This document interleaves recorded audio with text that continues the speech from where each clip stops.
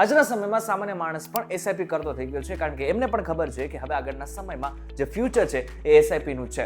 એટલા માટે થઈને ભારતમાં મ્યુચ્યુઅલ ફંડનું જે ઇન્ડસ્ટ્રી છે એ લગભગ 80 લાખ કરોડ રૂપિયા સુધી પહોંચી ગયું છે.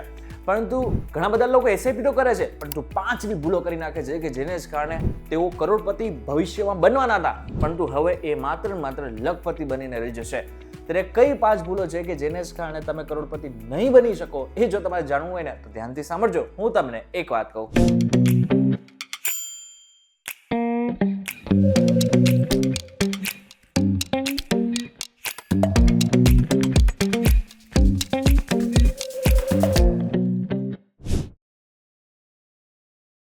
એક વખત આપનું સ્વાગત છે. હું છું આપનો દોસ્ત કરણ ચૌધરા. સૌથી પહેલી ને સૌથી મોટી ભૂલ, મોડી એસઆઈપી કરવાની શરૂઆત કરવી. ઘણા લોકો એવું વિચારે છે કે 25 વર્ષ થયા છે ને, 30 વર્ષે આપણે એસઆઈપી કરશું અને પછી આરામથી જીવન કાઢશું, પરંતુ એવું નથી.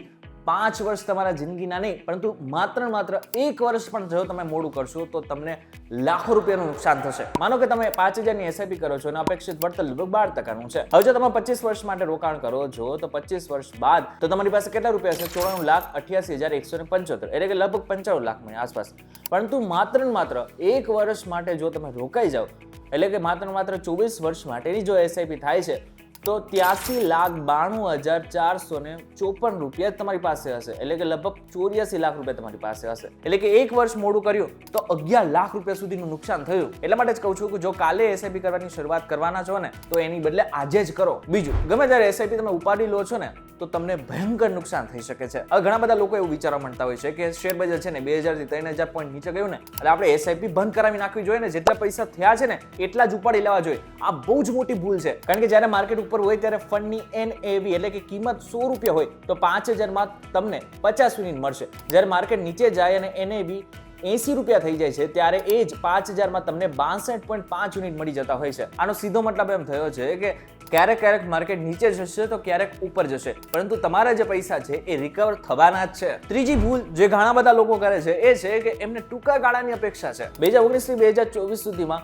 સેન્સેક્સને ડબલ થવામાં લગભગ 5 વર્ષ લાગ્યા. એટલે કે જો કોઈએ 2019 માં રોકાણ કરીને 2021 માં પૈસા કાઢી લીધા હોત તો તેને બમણું નુકસાન થયું હોત, કારણ કે એની બાદમાં ઉછાળો આવ્યો. અને સીધી ને સરળ ભાષામાં કહું ને તો આ એસઆઈપી છે ને એ 100 મીટરની દોડ નથી, પરંતુ મેરેથોન છે. એટલા માટે થઈને તમારે 6 થી 7 વર્ષ માટે તો આની ઉપર પ્રોસેસ મહેનત કરવી જ પડશે. ચોથી ભૂલ, સ્ટેપ અપ એસઆઈપી ન કરવી.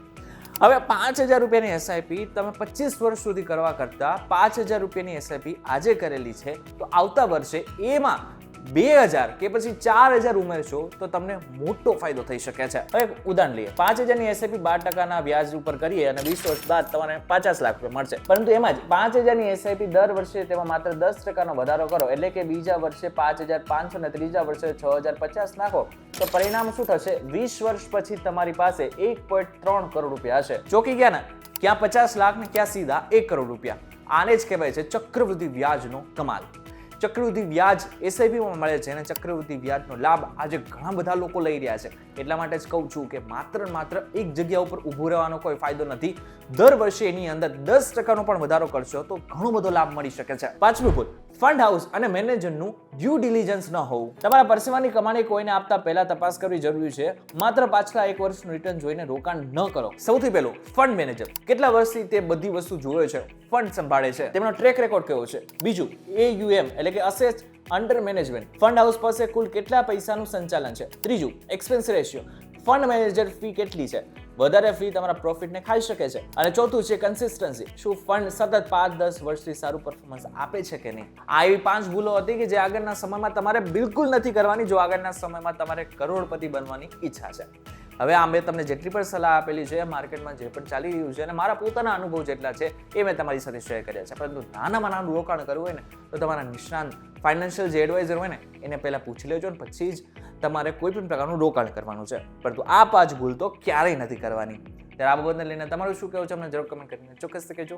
વિડીયો થકી જો તમને કોઈ ઇન્ફોર્મેશન મળી હોય તો વિડીયો લાઈક અને શેર જરૂરથી કરજો. તથા આ જ ઇન્ફોર્મેટિવ વિડીયોઝ માટે VTV સાથે જોડાયેલા રહેજો.